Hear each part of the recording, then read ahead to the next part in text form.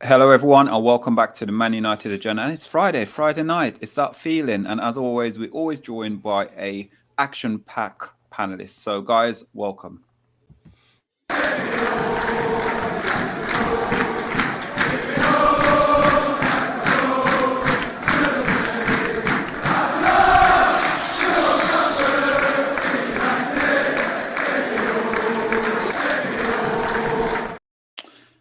Hello, everyone, and welcome back to the Man United Agenda. We can only apologise for being running slightly late. We're in the background catching up a little bit, but as always, we are joined by Pat. Pat, it's the Friday night feeling now, where it seems like we're the main people that does Friday night, isn't it? Yeah. We're the Friday regular. peeps. That's it. Yeah. Can't get It's rid a of us now. Yeah, absolutely regulars. And we got another Phil as well. Phil, welcome back. So we're doing Phil from what we're going to say, Phil. Just say Phil. I think It's going to be weird. It's going to be Phil's Foundation Phil. That's Okay, let's go have to be, just say love doctor that differentiates. Oh, brilliant. It's going to be so confusing tonight. Phil, how are you doing, sir? It's a pleasure. You were on the other day with Mr. B, and you're back again. How are you I appreciate you having me back so soon. Thank you so much. Yeah, it's a great show to be on, and I appreciate the invite back. I couldn't have done too bad the first time to be back so soon. So, listen, it's always our pleasure having people on. We try to do as much networking as possible, and we've got a gentleman here that's Phil, and Phil is joining us all the way from America. And Phil, it's a pleasure having you back on. And one thing before we get started and finding how you're doing, Phil, the one thing I'll take away is, if a smaller channel come and ask you for support, what would you do? That was what Phil asked me quite a while back when we first had him on the show. And Phil, we're doing exactly how you put it. Everyone can come on. Yeah, look, I don't believe in bigger shows, smaller shows. We're all just United fans having conversations, and people get too drunk on Twitter followers and how much they've got and all that, as if it defines relevance. It has nothing to do with the relevance of your voice. And I think as United fans, we should all help each other. Every big show was small at one point. 100%. And listen, it's been a long time as well. We haven't seen it for quite a while now. But how you been? How's the weather? Because you need to send whatever you got, whether there now, to us, because we desperately need it. Because I'm sitting here right now and I'm freezing cold. The weather's nice here at the moment, but we've actually had a lot of rain, and it's been ball freezing at night, to tell you the truth. I don't know whether it's been ball freezing or I'm getting soft, but it's people don't realize this. Like, it can get quite cold in California at night. In the winter, I was up in Big Bear over Christmas, New Year's, and it was filled with snow. It's only an hour away, but the weather's nice, and I have braces on my teeth, which is why I'm talking a bit funny. My mouth looks a bit funny. So that's I just got them fitted on Tuesday. So how does it feel though? A bit weird. Do you know something? It's the Invisalign, right? And we can't see anything. Well, so the dentist is young female, like she's about my age, and I'm too embarrassed to tell her it hurts. Because I don't want to sound like a total funny, right? And it hurts, because it really, really squeezes your teeth together, and I have teeth like a crackhead, so mine are getting pushed together really, really hot, and it's not fun and it's not cheap out here either. Yeah, they sort of like NHS over here is sort of like you got to pay for everything you're doing in America, and it's literally triple, quadruple, whatever. You know what I paid for it? Go on. $5,000, 4,800, $5,000. Wow. I think you have a right to complain about the pain, don't you? Welcome to America. It's more psychological in the face than it is anything else. But it'd be worth it, none of you felt. I'll be a red when it's over, like, man. Yeah. Well, yeah, no, I've got to go and get my I've got another for me, I meant to have got my wisdom tooth taken out because it's touching sort of one of my nerves. And me being me, I went there, and my partner was going, right, when you go in, you've got to do this, you've got to do that, you've got to do that. Because if you don't do it, they're not going to take it out. They're going to sit there and get you to walk away or whatever. And then you've got to come back a bit later on for it. It's going to take longer. I went in there. The lady was knocking everything. I was, no, I'm right. Yeah, it's all good. It's all good. A week later, literally now, I can't even touch it with my tongue because the pain is sharp. Contacted them back up. The lady said, if you contact us, don't worry. We'll give you an appointment within sort of 2 weeks maximum, and we'll get it taken out for you. Now I've got to wait nearly 3 months to try and get it done. Oh, mate, that's grim. You get appointments out here quickly, but you have to have money. I remember I got mine taken out, and I was sitting there like that for a week. I'll tell you what, you said there was a lot to get our teeth stuck into tonight. I didn't think it'd be like this. And tonight's show is sponsored by Colgate. You got me on. I've got no dentist stories to tell. I'm disappointed. Oh, you're sharing the quality stream with us, guys. Absolutely brilliant. But we have got quite a lot to get our teeth in, as what Phil said there a second ago. So first things first, would like to say, everyone, welcome to the chat. There's 27 people in the chat already. If you're new to the channel, please give us a subscribe. Also, we are on the route to nearly 3K. So, Phil, that's a surprising to you. I'm taking it. Last time when you came in here, I think we're about 1.5, 1.6. So you use a double in size. You don't do that without top content. So well done, lads. That's great. Appreciate it. Thank you. So we are close to the 3K at the moment. 25 in the chat, guys. Remember, it doesn't cost anything just to hit that like button. It support the channel as well. So what we need to do before we go is Pat's going to be doing the comments tonight because on Monday he's not around. On a Friday night, he's abandoned us. So Pat, it's up to do with our sponsorship. And guys, as you know, we're sponsored by GMS. We're proudly by Global Mapping Surveys. Global Mapping Surveys currently assist architects, property developers, and construction companies all over the country. They offer a wide range of services such as setting out, topographical surveys, 3D laser scanning, and monitoring.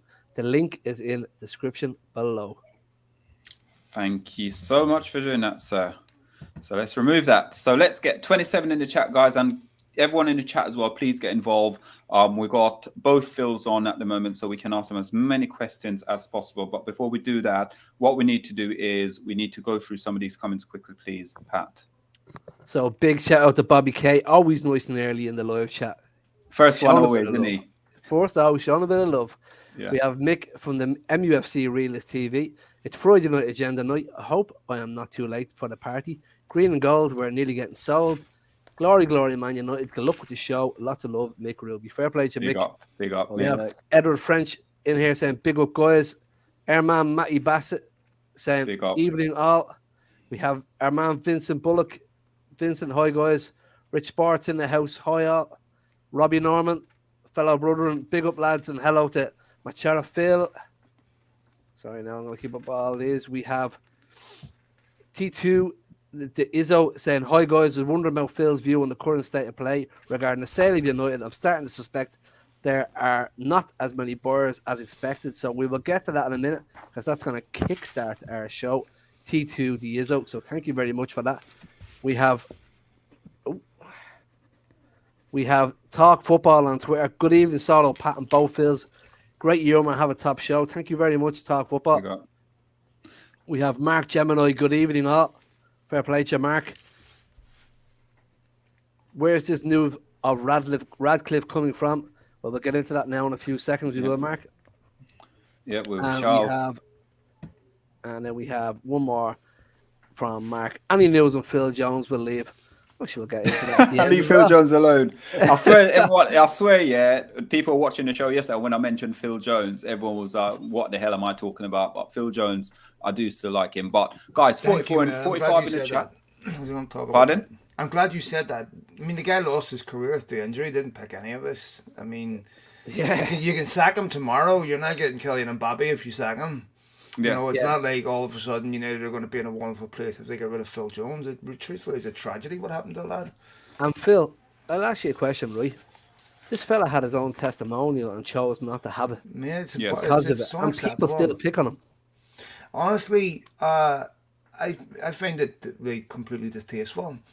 And it's an illustration of one of the problems of our society, where people assume because you earn a certain amount of money, you're not entitled to empathy, you're not entitled to any humanity, that, you know, he's been stealing money.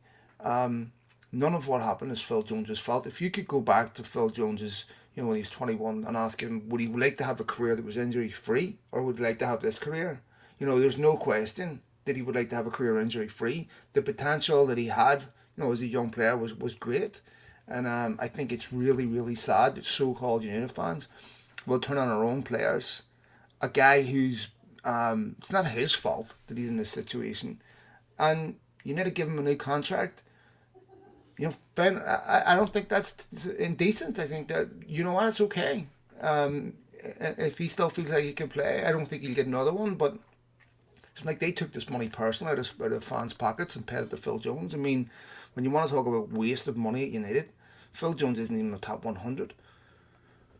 Doesn't come close with the money that's being spent, Phil. Yeah. I think part of the thing is, I think part of the thing is with Phil, a lot of people, I mean, you've just touched on it there, Phil, that, you know, he's injured, but I think a lot of fans now just think he's just not going to get in the team. You know, I wasn't aware that he's still carrying a long-term injury. I know he was injured and he was back in, he was back out, sort of thing. But I wasn't aware, you know, because you don't even hear him mentioned in the press conferences anymore. There's just no mention of him whatsoever. So you just kind of assume that he's just fading away into the background. And, you know, and I'm not saying I agree with it, but, you know, essentially stealing a living by doing nothing.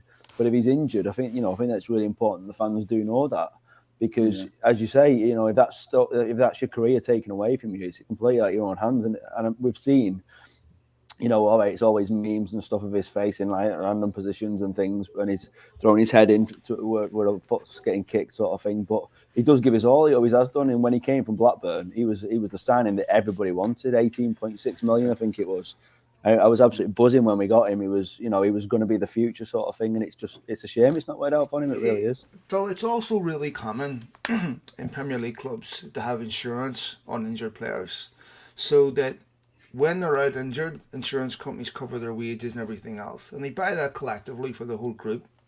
So it's a fair assumption that Phil Jones's wages have been covered by an insurance company anyway. Yeah. You know, United could have let him go at any moment, and probably collected insurance on him if they'd have wanted. The fact that they've done the decent thing, people can argue about whether he should be paid this much money on that. But what Phil Jones makes a year is 10% of a Glazer quarter dividend. Yeah. Right? Yeah. So maybe we just want to relax a wee bit on that, because Phil Jones has done a lot more for me than the Glazers ever have. Premier League title as well. And, you know, before we come off the Phil Jones thing, 73 in the chat, guys. We would really appreciate if you just hit that subscribe button and also just give us a like as well. But to touch on that as well, Phil, is Sir Alex Ferguson said something when we first signed Phil Jones and said he will be the future England captain as well. That's how highly Sir Alex is going to rate him. But like you said, with injury, and this is for me, and a lot of people laugh at me when I say I support this player, I support that player, I support that player, because I look at footballers. There's no bad footballers. The problem you have is it's to do with, one, do they fit the system of what the manager need? Two, about being injured consistently. Because when you look at players like Darren Anderton was a fantastic player, but he was struck by injury all the time. As we've all played football, right? Yeah. So we all know the levels you have to go through before you make it to a pro. Nobody makes it there by accident, right? And it's fucking hard, right? I mean, there's so many layers you've got to get through before you even get on trial to a professional team, right? And we've all played with amazing players that never made it, that had the talent to make it. Talent gets you to a club like Manchester United, right? There are no bad players at Manchester United. I don't care who's played for the football club, right? But there's so many other variables that goes into whether you're successful or not at a club like United. I was reading an article yesterday which I thought was really, really interesting. Was about footballers with ADHD, and how so many of them have imposter syndrome, and how so many of them, when they get to big clubs, don't believe they're good enough, don't believe they belong. The mental side of this is maybe 60% of it, right? And a lot of kids coming from impoverished areas when you start putting them in opulent environments, you start putting them in environments that they have to learn to trust themselves. They have to learn how to have a positive self-image, because when kids that are growing up in poverty and growing up in tough areas usually don't have a positive self-image because they're negatively comparing themselves to their peers. I don't have the new shoes. I don't have the new clothes. I don't have this. I don't have that. And it leads to negative self-image. It's very hard to give those kids confidence in those environments. So there's lots of kids that don't make it because of what's going on in their head. I mean, Ravel Morrison's a perfect example of this. Yeah, again, another great player, Ravel Morrison as well. And it's only now in his latter age, like career, where now he's actually playing for Jamaica. He's doing okay now in what he's doing. He's gone abroad where people not sort of like pinpointing stuff to him and thinking, you know, he's done this, he's ruined his career. And it's some players need arms around him. That's the thing. It's either injury, you need an arm around you. I remember playing sort of okay level football, and I wasn't a confident player. But I know my manager, when I was down, my head was down, my manager would come put arm around me, whisper in my ear, because he pulled me aside away from the whole team, pull me aside and have that conversation with me with an arm around me. And then what would happen second half, I'll go and I do what I need to do second half. So it's a lot of things that sort of, when you look at the Phil Jones situation, is sometimes we've just got to take a step back and think he's a human being as well. Of course. Take the football away from him. He's still a human. He's still a normal person. The only difference is he's getting paid, yes, but it's not his fault. Yeah. He didn't ask to sign for Man United. He didn't ask Man United to give him a new contract. He didn't, you know what I mean? They offered it to him. So unfortunately, we've got to accept it. I think that was Mourinho's biggest mistake, wasn't it? He was always willing to scapegoat the players. Yeah. You know, you saw it in all the press conference about Luke Shaw and everything. I'm telling him where to stand. I'm telling him where to run, and he's got too much weight on, sort of thing, and all that. And you know, that's not what we want to see from a manager. Not at all. You want to see that if there is anything being said, say it behind closed doors. Give them encouragement. Put your arm around them, as you say, and give them that vote of encouragement. Phil, I was actually bringing this point up on my podcast the other day. It was a really good point. I think one of the things that Ten Hag's really, really good at is saying the same thing, but not being specific to one player, but applying it to the whole group, right? Yeah. So when there's failure, it's collective failure. It's like, we have to do better. We need to defend better. We need to defend better corners. We need to attack better. There's no one specific person singled out, so no one feels personally responsible, but everyone feels personally responsible. Yeah. And I think, you know, being a really good coach and getting the best out of the players, being a good coach manager, Fergie was a genius at this psychologically. I mean, like we just said, the mental side of this is 50-60%. Yeah. So, guys, what we're going to do now is 72 in the chat, guys. If you haven't yet hit that like button, please do so. If you haven't yet hit that subscribe button, please do so. Because what we are going to be doing now, 73 in the chat, only 29 likes. So, guys, see if we can raise it up a little bit and give us a subscribe. We are going to go on now about the takeover of Manchester United. So, it's been reported today that the Glazers, I believe, is willing to sell the club for about 4 billion. Their original purchase it with, I think, 800 million. And with that, now it seems like Man United have run out of money, because it's what we're talking about, them taking out a dividend every financial years. They haven't really spent any money in the club at all.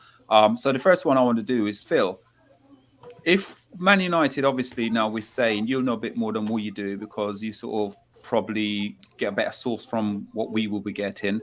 4 billion, does that sound feasible, or do you think they will still push for the 5 to 6 billion, what they're talking about? And also, is there anyone else who is actually looking to come into bidding for Manchester United, or is it just Ratcliffe company? Look, I don't know about bids, but there's certainly other people interested in United. Here's the thing, lads. This is going to be a long answer, but United are borderline insolvent. They're losing 2 million a day, right? Extrapolate that over a year, it's over 100 million a year they're losing, right? So the Glazers are at a precipice where they have to make a choice between investing in a football club or selling it. So they can dilute their ownership, which they'll have to do to invest in the company. But if an investment company comes in, they want a return on that investment, but so too do the Glazers. So if an investment company says to the Glazers, here's 700-800 million. And Glazers are going to dilute their ownership to invest that back in the football club, something they've never done. They want to return on that money too. Otherwise, why not just sell the football club, treasure the 5 billion and walk away? What would be the point? So, also, when you go to the market and asking for investment, you can do that when you want new product development or you want to invest in new industries, what have you. But what you can't do is go to the market and ask for $1 billion because you blew the last $1 billion and run the football club into the ground. Because in 10 years you'll be in exactly the same position with investment. So unless something radically changes how the football club is run, even with investment, you're going to get exactly the same outcome. So people who ran this football club into the ground are now going back to the market and saying, give me $1 billion or thereabouts to build a stadium and everything, but let us stay in control. Well, why you need this money? Well, because we used the football club as a personal ATM. We really had no investment in its core, identity. And we're going to give you another $1 billion? I mean, it just doesn't make any sense. So I can see this happening in Liverpool because FSG did not do that. FSG did not run Liverpool into the ground. So there's potential for investment there with a return on that in the future. Most investment companies want to return within 3, 4, 5 years. You're not getting that at United. So I think there's Jim Ratcliffe. It was interesting that he released that statement the day before the 6th Street stuff came out, and then of course the other American investment company came out. I think Jim Ratcliffe is being smart in that he wants United fans to know there's legitimate interest in someone that they would approve of, so that they will oppose other ownership models. Knowing that they have the Ratcliffe stuff in the background, but they have had problem getting the price that they've asked for initially. Which, look, when you want to sell an asset, you start high, you come down, you don't start low. So that's understandable. But if you're a price-conscious billionaire and you're looking at United, and you're going, let them bleed, because that price is going to keep coming down. Because by this summer, I mean, we're linked with this player, linked with that player, which is just insanity to me, considering there's no idea who's writing checks, right? I mean, I understand that it's relative, it's important for newspapers and for outlets and everything, but, it's speculating on how you're going to go to market when you've no idea who's writing checks. And even if they do get bought, they still have some FFP implications, right? Where they've still got to find a way to free up a couple of $100 million to spend. So, that's going to result in people like Phil Jones having to be cut from the wage bill. But when you're losing $2 million a day or a week, which United are right now, it's completely unsustainable. And I would be astonished if United aren't sold by the summer. I think that we'll know an awful lot in about another 2 weeks, mid-February. It's do you know what? Isn't it worrying the fact that, Phil, you're spot on what you're saying, and fair play to you. It's great having you on here to give us this insight. But come this summer, they're going to be bleeding absolutely dry, and people are going to be sitting back like vultures, picking at them, waiting for that cost to come down even more, knowing that they're panicking. The only way I can see it happening is if someone like Jim Ratcliffe's the only one seriously interested, because it depends who you're competing with. Are you competing with the Glazers and how long a piece of string is, or you compete with another buyer? If it's just you interested in it, then but there's going to be more than that, more than just Jim Ratcliffe interested. I'm trying to understand why Jim even went public, because he didn't do it with Chelsea. I assume it was for the reasons that I just said. Most of his press releases have been incorrect. When he said 2 weeks before that the club wasn't for sale, when it clearly was for sale. I mean, guys like me were getting information from July that it was for sale, so we had to have known it was for sale. So I don't see United being in that situation come the summer where they are not they're not well down the road of a sale. And I think also, they've had a very deliberate strategy over the last 6 months of silencing Glazer out. Large accounts, even illustrations from the fans with flag. And of course, there's no better way to fetishize something than to ban it, which is just, again, how stupid United can be sometimes. But I think they were doing that because the optics with things like TeamViewer, people that are paying for fan equity to be partnered with United, that they can sell their brand to the fans, doesn't look good when your product, the fans, are rebelling and will not buy products that are affiliated with United. This is the other difficult problem for the Glazers or any potential investment company is in 2010 when these protests were happening, none of United's sponsors were accessible because Twitter was really in its infancy. Now if United announce a sponsorship deal with somebody, the next immediate thing that happens is the major key personnel in that organisation get abused on Twitter. So why would someone pay for that? So they can't get out of this mess by announcing more commercial partners. And there's also the other aspect, and this is where I would worry if I was a Liverpool fan. Whoever buys United and buys Liverpool have to have pretty much the same resources because they're both those football clubs cannot compete with Man City, Newcastle, or Chelsea. So if Liverpool get bought by someone that wants to run it in the same way FSG are, they're going to have to find a way of making that football club commercially successful, not being able to compete with the biggest teams in the Premier League. Manchester United and Liverpool are both waving the white flag right now, partly because of that. It would be exactly the same if Liverpool were bought by a wealthy oil state and United were bought by a local consortium that didn't have deep pockets. You're going to have problems competing. And as we know, we've seen this with Martin Edwards, we've seen it with other United owners. When United aren't playing well, it doesn't matter where you're from. United fans will vent their spleen towards that owner. So I still feel United will be sold 100%. I'm not concerned about their financial situation impeding any sale, but I think it will impede the price. Yeah.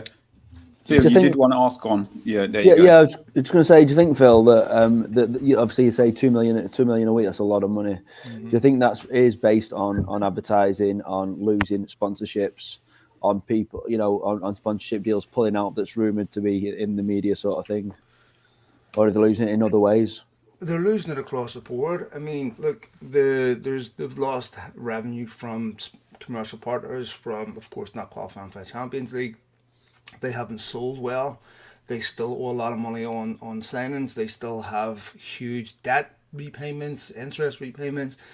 They've got enormous transfer fees still owed. So it's across the board. The commercial revenue hasn't grown in 5 years, despite signing Ronaldo. Yeah.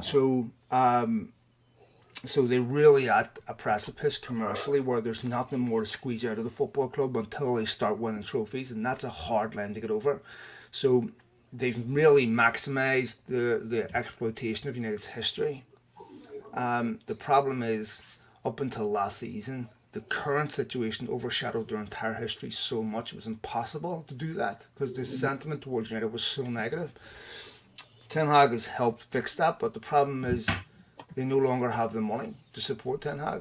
If Ten Hag had got his signings wrong in the summer, I dread to think where United would be right now. Yeah. I mean, but Richard Arnold said this in the summer, there was no money for anything else beyond the summer. So this has always been on the agenda, and once Chelsea got sold for the money they did, I always thought United would follow quickly. Wow. Right, we are going to go to some of these comments, but Phil, what we might do is just whatever comments we come to, we might just see whether or not we can get an answer, and we'll try and help answer some of them as well. When you're ready, Pat. Sorry. No problem, buddy. So we have CALLULA saying, good evening, all. Now we have, I'm gonna take a stab at this, but I say it's my Tarin. I hope I'm not butchering your name. Tarin. Yeah, hopefully not. My apologies if I am. Talk Football saying Jones and Smalley were Fergie's long-term centre-backs partnership to replace Ferdy and Vidic. Sir Alex Ferguson rated them both very highly, so that speaks volumes for them, is what Talk Football saying. Ryan J says, it's always a what-if with Phil Jones. If he didn't get the injuries, I believe he would have been one of the top defenders in the Prem. When you see him, he gave everything to stop the ball, and none of us doubt that for 1 second. Noel Kane saying, big up to the lads. Fair play to Noel.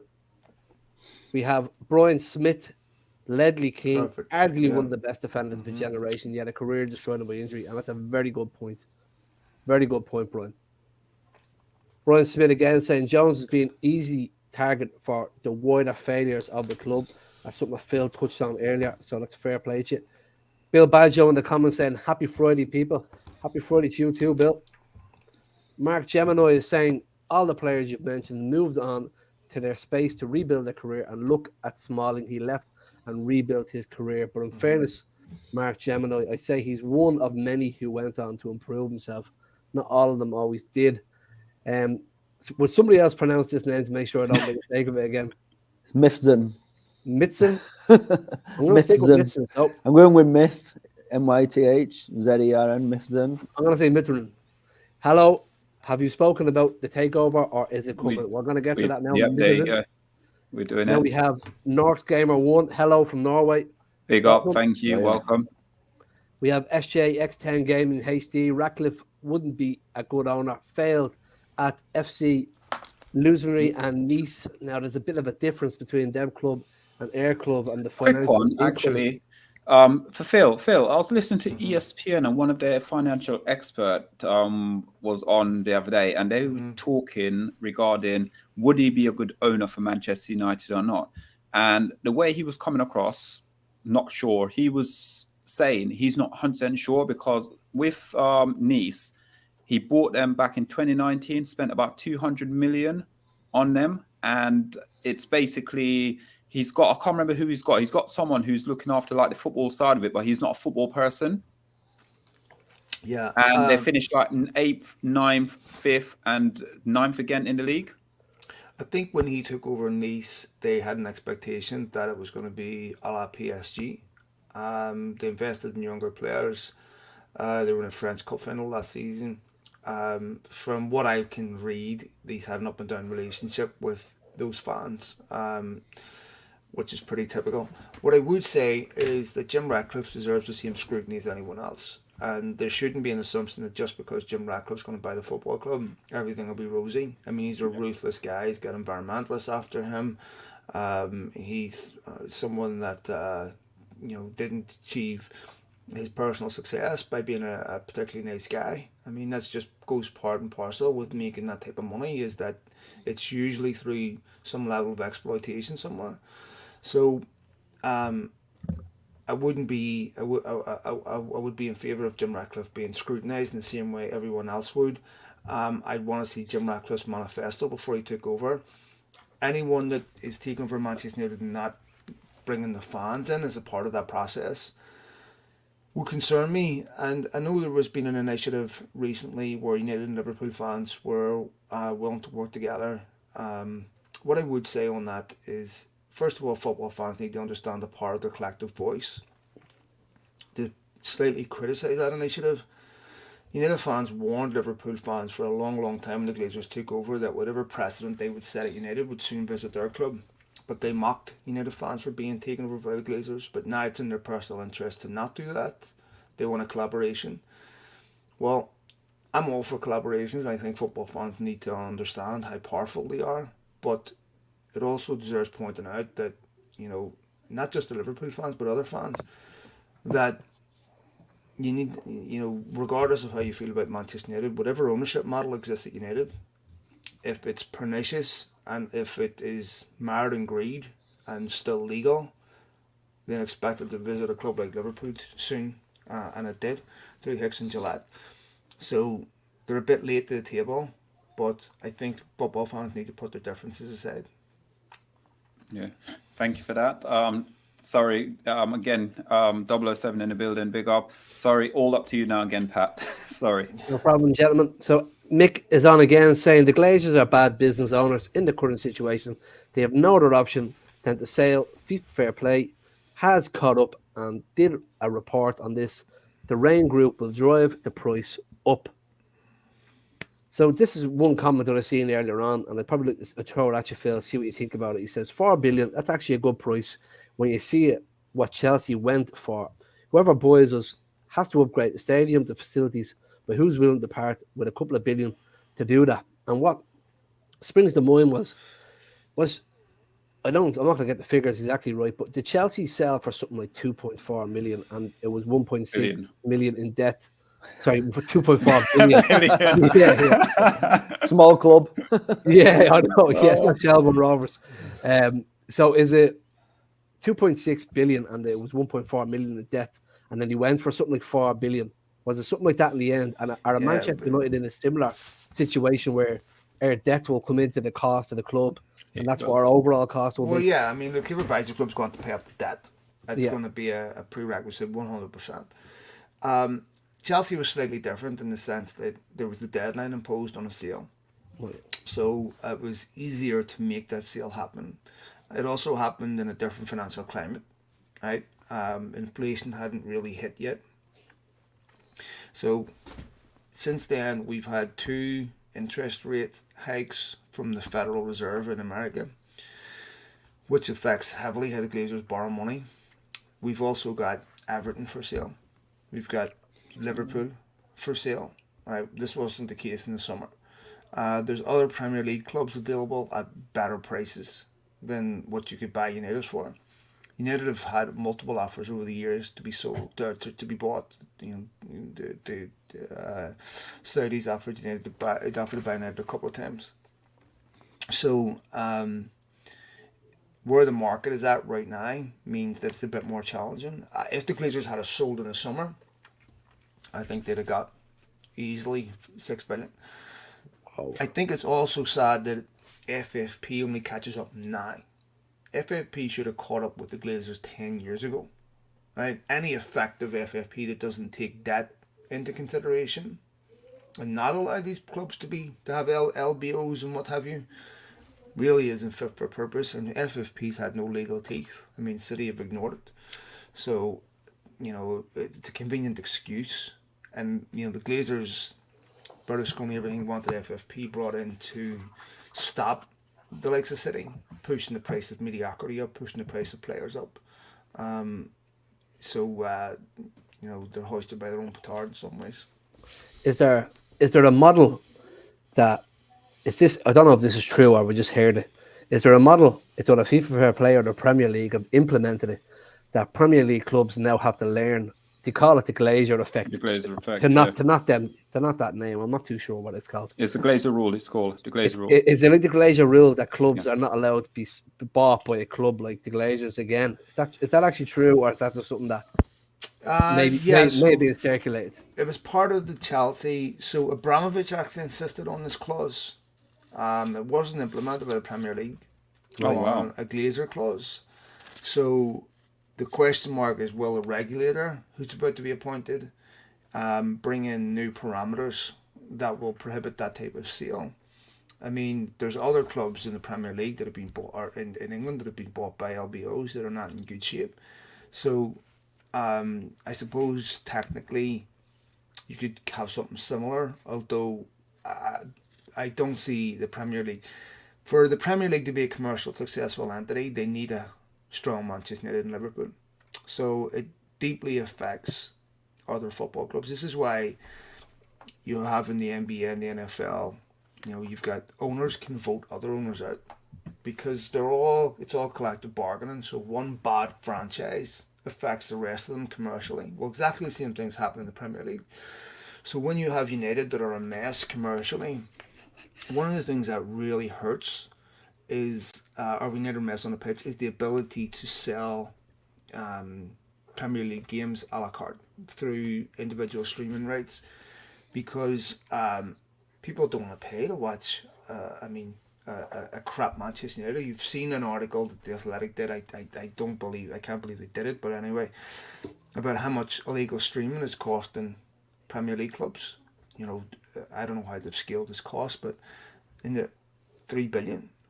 Well, that's based on the assumption that if they weren't streaming it, they'd pay for it. Who would have paid to watch Manchester United pre-Brentford? Right? I mean, you'd have to be totally insane. You'd have to be sadistic, right? I mean, we watch it as a labour of love, but we're what's called legacy fans. I'm talking about the fans that are watching Real Madrid. I'm talking about the fans that are watching all these other football clubs, like American kids that aren't intimately connected to a football club. How do you? Because that's where your money is. You know, another sport, sorry to give you one, is boxing. I love boxing. Sacrificed the mainstream audience for a core audience of about 250,000. Saying we have this core audience that will buy these fights no matter what. Right? If it's two flies fighting in a bar, we got 250,000 fans that will buy these fights no matter what. Now it wants to reclaim its mainstream audience back that it sold for a pay-per-view audience, but UFC took it, right? And it can't get it back, and it'll take decades. So football needs to be very, very careful about taking its audience for granted. Thank you. Very good. Thank Good you. point. Quick one, because I just got a reminder from Rebel. Guys, if you're new to the channel, please give us a subscribe and also hit that like button. And remember, we have got the new updated membership as well. So if you get the $3.99 package, you do get the opportunity to come on the Friday night takeaway to join Mr. B on a Friday night. I've done it, Rebel. Thank you, Pat. Okay, because I'm going to fly through these. I'm going to fly through these comments because there's a lot of them there now. So Talk Football on Twitter is saying Glazers were financially on the ropes and were hanging on for the second ESL push, and with that failing, they had no choice but to sell now because they can't afford to wait two more years until the ESL and try again. SJ Gaming says we clocked out in the third highest revenue in history. What's going on is that they cannot control the cost of running a football club. We have Fatty, whoever can afford 6 billion buy United and fix the ground, training complex, depth, etc., can complete with City, etc. Then we have Stephen Doyle. Stephen Doyle is saying, welcome, Stephen Doyle. Ratcliffe has made statements that protect his bid. I think he's even been very strategic in with his comments. He wanted to be seen to be supporting the Glazers, so they will hopefully be influenced. Stephen Doyle is back again, and he's saying, interesting, I listened to another show who showed FFP as something we can manage, but what we have to spend is completely unknown. We have Andy Long in the chat saying, evening all. Bill Baggio is spreading the love, saying, evening Andy. We have SJ saying, Sir Dave Brailsford, zero football experience, nepotism at its best, and the best boss don't have to know what they're doing. It's all about managing. Andy Long, late arriving, nice shower, stuck to the Xbox and the football. It's been updating for the last 20 minutes. We'll let you get away with that, Andy. We have 007 Olakunde saying Ratcliffe isn't about to take over your club. So is that you implying as a Liverpool fan, Olakunde, He's a Liverpool fan, yeah. Liverpool, is he? Have I missed anything? Yeah, you have. Olakunde thinks that they're going to take over Liverpool instead of Manchester United, or that's that wishful thinking. This is one for Phil as well, about the Middle Eastern anything investment. Hey Phil, have you heard anything about the Middle East investment? So I tweeted a thing a while back before Christmas, where I had been told about David Beckham involved with Qataris who were interested in United. I mentioned this a while ago too. I haven't got any more on that, and I know that I was told by an exceptional source that he was part of a party that was interested in United from the Qataris. My feeling is it'll end up going to an oil state somewhere like that.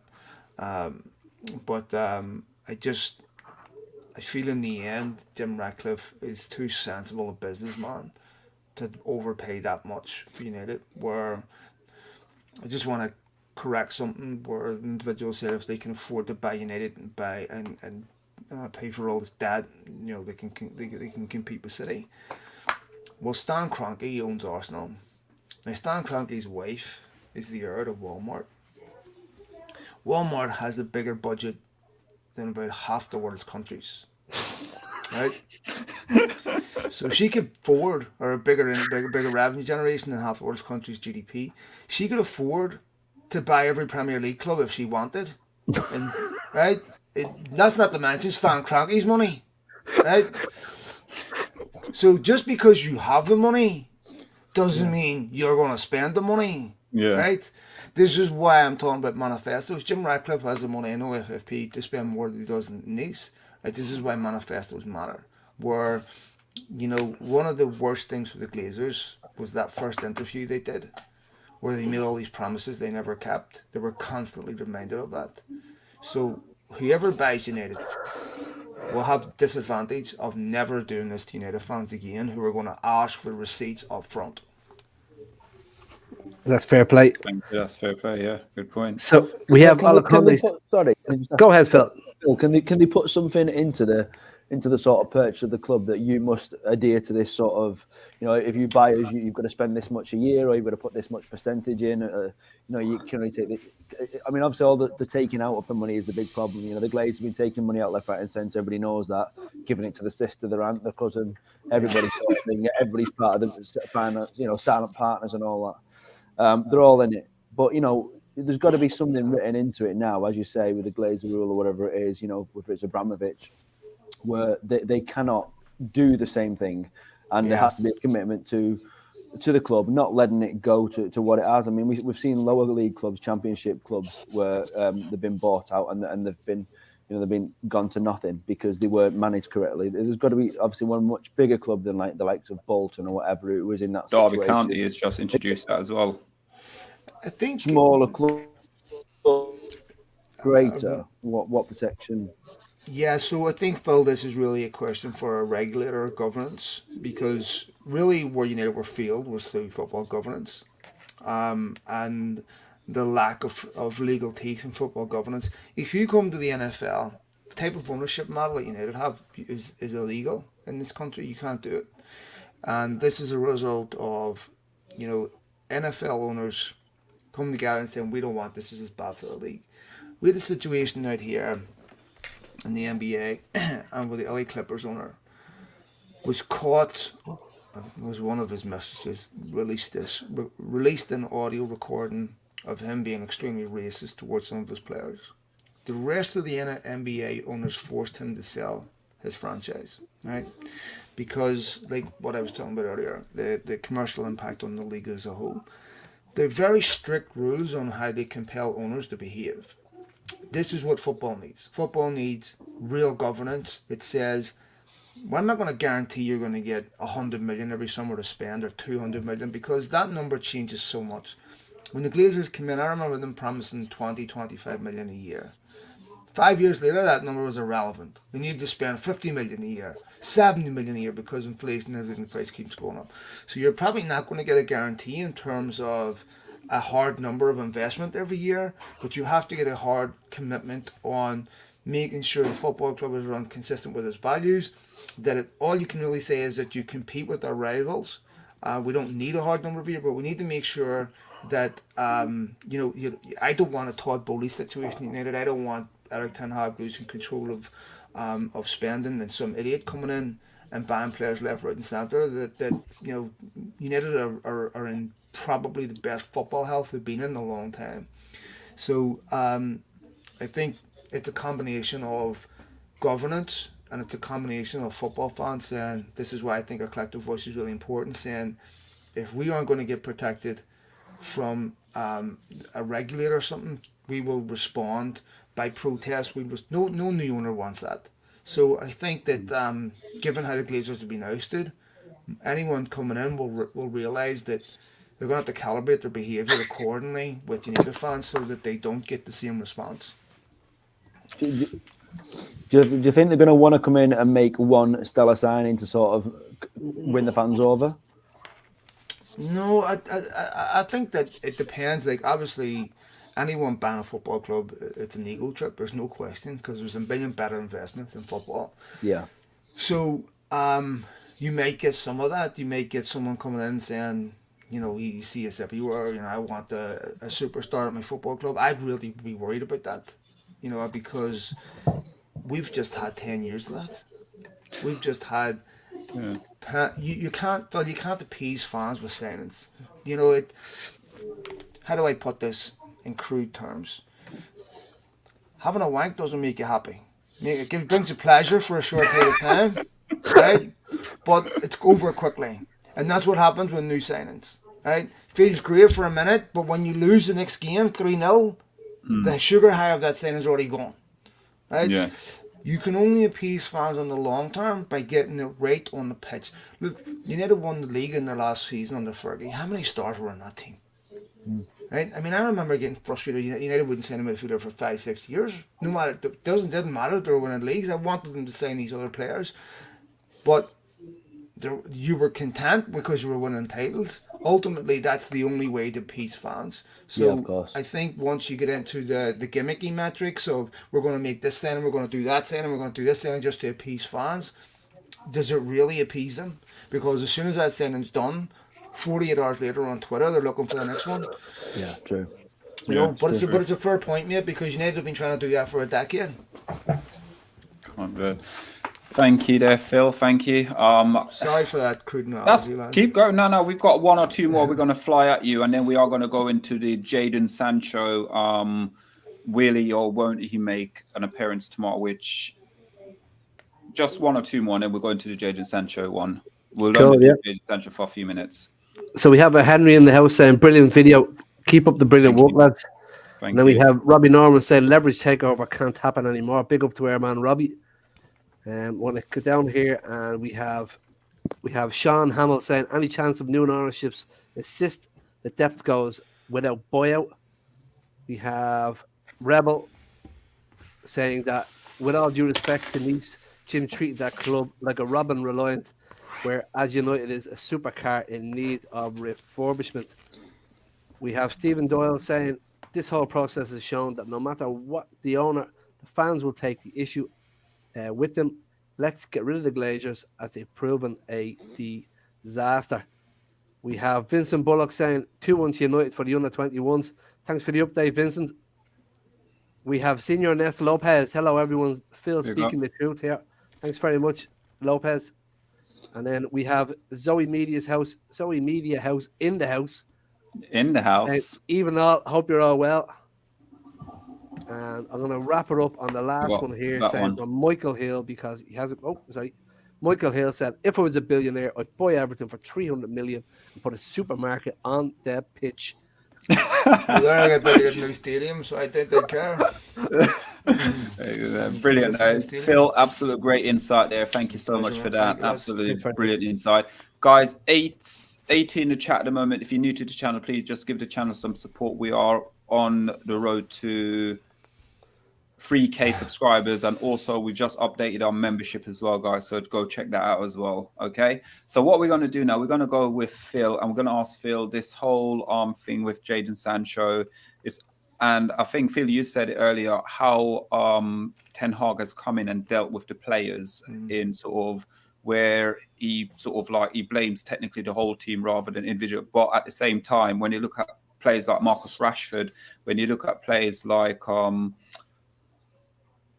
Sancho, then you got the Phil Jones situation, and it's almost like he wrapped all these players up in cotton wool, doesn't he? Because especially what Jadon Sancho has been going through lately, it's sort of again, this is a human aspect of us as fan and as human being. We've got to take in consideration that we are human, and anything in our life can happen anytime and could trigger us for different circumstances. Absolutely. I think one of the things that we see with Jadon Sancho, and he's not alone here, is, I mean, it begs the question, what the hell was going on at that football club last season? Because there was so many people, so many players that were in a toxic headspace. You heard Rashford talk about it. Jadon Sancho was obviously one. The stuff that we were getting privately about some of the things that were going on inside the football club were hard to believe. Not so much the fact that they were happening, the fact that they weren't being policed. Now we have a football club where there's consequences for failure. And here's the thing about Ten Hag. He's come up with a solution to every problem this season that made sure, when you lose a game, it didn't turn into 2 defeats, it didn't turn into 3. When you fix a problem immediately after the rises, it makes it really difficult for an opponent to exploit that. Repeated weaknesses, people see that, they exploit them, but when it doesn't happen one week after the next, it's really hard to do that. Every single time Ten Hag has been confronted with a problem, he's fixed it impeccably. Start of the season, he starts Maguire with giving the captain's armband and cheers to lose. 2 weeks later, Maguire's dropped. Ronaldo gets a captain's armband. 2 weeks later, he's out. Right? It's very difficult for either of those players to turn around. I mean, Ronaldo lost the argument before he even made it by Ten Hag giving him the captain's armband and playing him. You know, what room is Cristiano Ronaldo to come back now and say I wasn't given a fair chance? Nobody believed him. So what he did with Garnacho, he did with Rashford. You're late to team appointments, you don't play. Right? Drop Rashford before Wolves with a game they badly needed to win, brings them on, wins them the game. He's now got Rashford in the best form of his career. Also, it's a football club where the environment is right for people to get the best out of themselves. First thing he's done is give these players a belief that they can win with his football club. I don't care what level you play at. If you don't believe you can win, you don't get 100% from anyone. Right? The belief that you can win gets you 110%. Right? Because there's something to play for. These players have something to play for. They're in the first final that Ten Hag possibly could have got them in the League Cup. He's fixed every problem.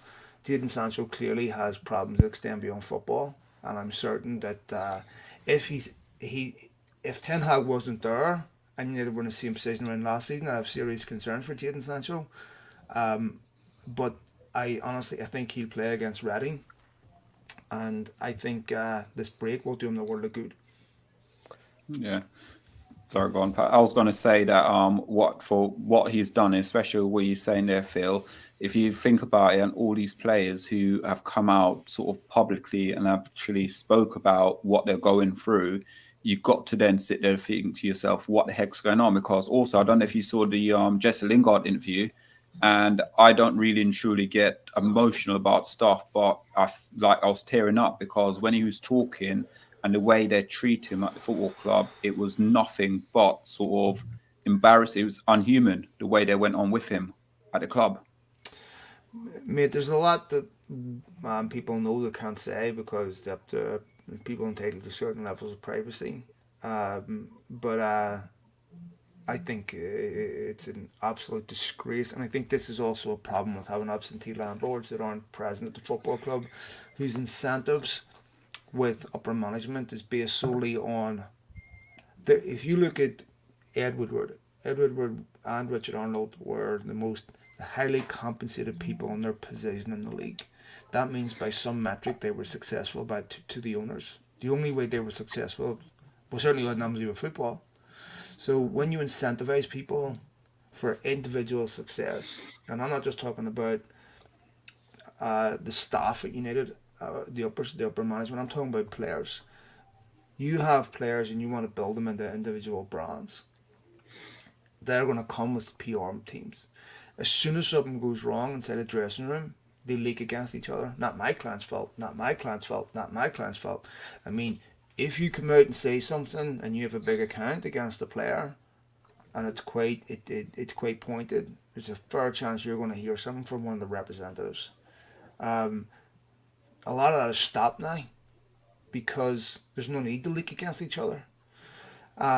So it's very difficult to get a collective spirit in an environment where you're incentivizing individuals to be an individual brand. And so I think that is where the prioritization of profit over football causes these problems. Thank you. Anyone else wanted to ask Phil anything before we wrap I just wanted to touch on what Phil was saying. One thing I've noticed about Erik Ten Hag, Phil, since he came in, as you said, he's handled all the situations perfectly, and none of us can fault him for it. My biggest problem with Erik Ten Hag is not to get too excited about the fella.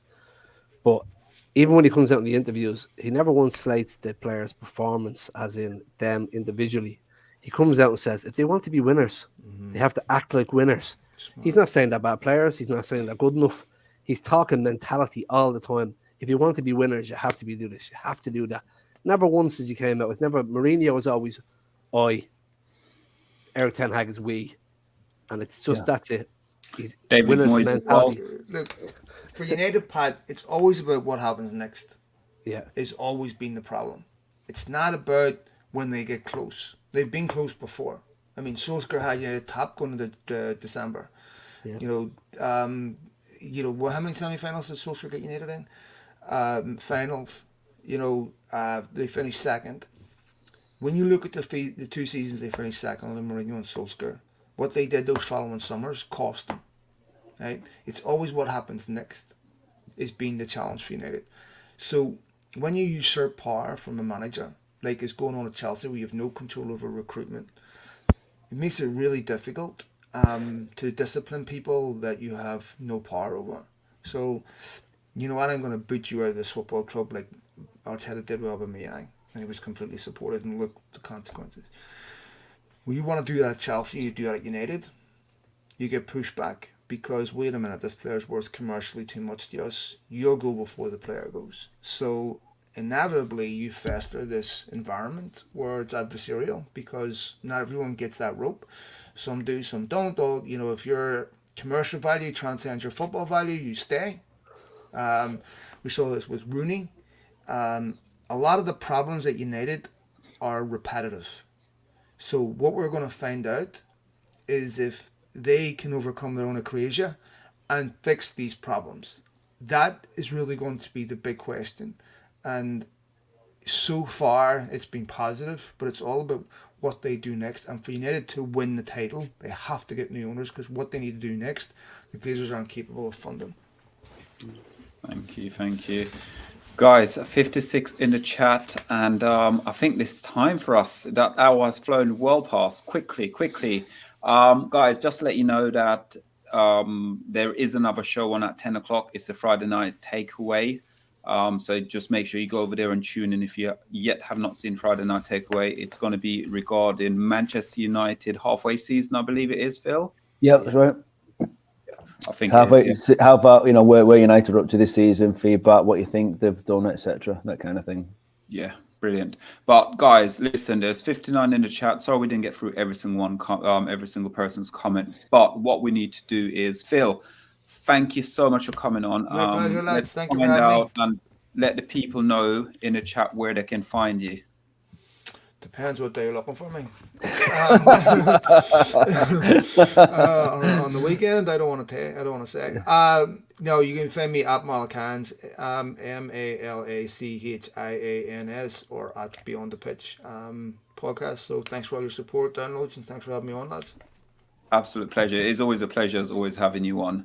And it's a dangerous field day today. Yeah, it's I'm Phil Standish. I've kind of been on Twitter for many years. Just love to talk football, and I've started to set up my own little connection, football philosophy with MUFC realist TV sort of thing. So yeah, find us on there. We're lots of shows. Love being part of the United agenda. Great conversation. Great stuff, bunch of guys. Thank you. Thanks for having me on. Legend. And Mick is on the 10 o'clock show as well with you. Both of you are on it tonight. That's right, yeah. First time we'll have on a show together where we're being asked the questions. So it'd be interesting. Don't worry, Mr. B is full of beans because he was going through some stuff today with me and he was going, I've got this, I've got that. But no, listen, guys, everyone in the chat, it's been absolutely a fantastic show tonight. I just love having Phil on to just get his knowledge about Manchester United. And we all love him as well. So, guys, from us on the Money Agenda, we'd like to say thank you for every single person who's taken their time out to give us the support. We are on the road to 3K subscribers, as I said. So if you want to give us a subscribe, absolutely amazing. And just give us a like. And remember as well, you can become a member of the panel as well if you have the membership as well, guys. But from us, Solo, I hate, you know what the worst part is? I hate saying I'm solo. I hate it. Solo. Phil, Bye, guys. Phil, Yes. and Phil. Bye, lads. Guys, See you later, good luck. Bye-bye. Bye-bye.